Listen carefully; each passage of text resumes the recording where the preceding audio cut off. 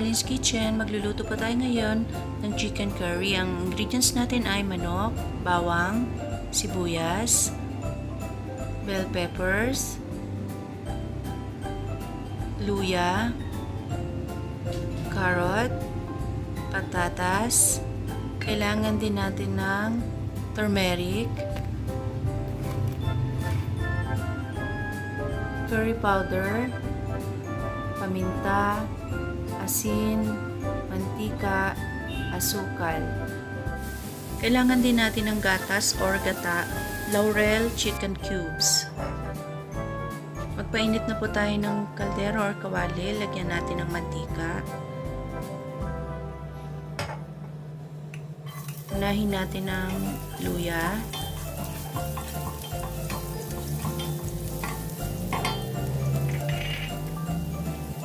Sunod po natin yung bawang.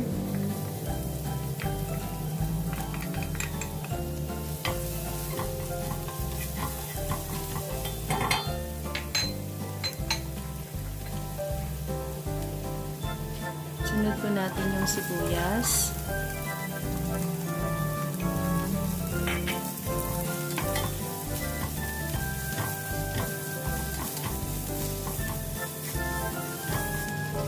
Sunod po natin yung ating manok.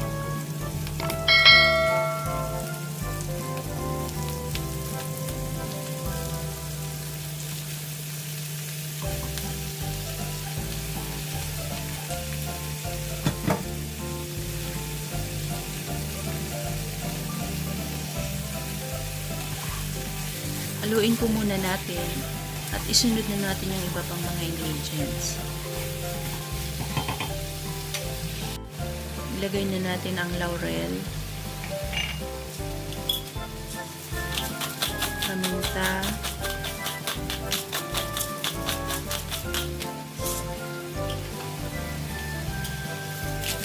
asin.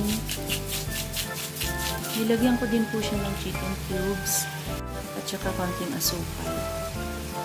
Ilagay na po natin yung 1 cup na gatas saka 1 cup na tubig.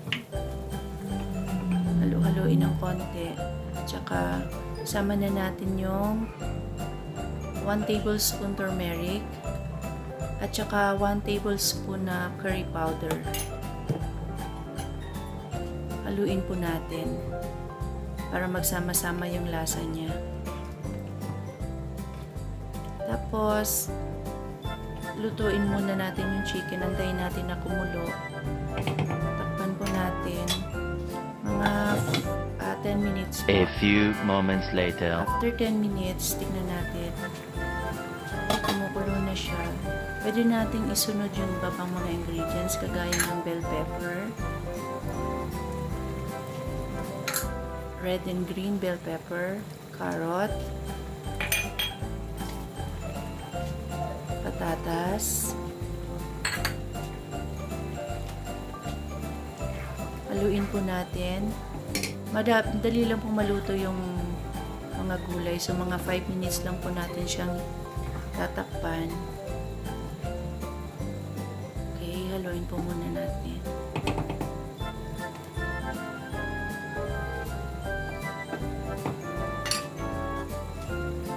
Takpan muna natin for 5 minutes. A few moments later. After 5 minutes, luto na po yan. Yan. Okay na po. Luto na po yan. Okay lang sa atin kung gusto natin masabaw or konti pang bawas ng sabaw. Yan. Luto na po. Medyo tinuyo-tuyo ko ng konti yung sabaw niya. So, yan. Sarap.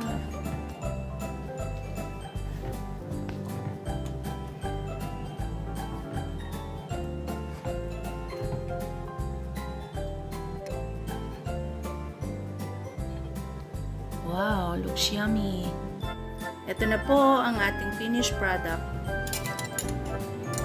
Okay, dito na po tayo sa portion ng tikiman.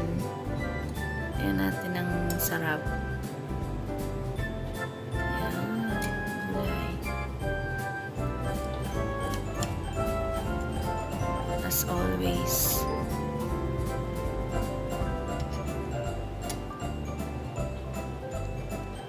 Napakasarap niya po. Ang sarap-sarap.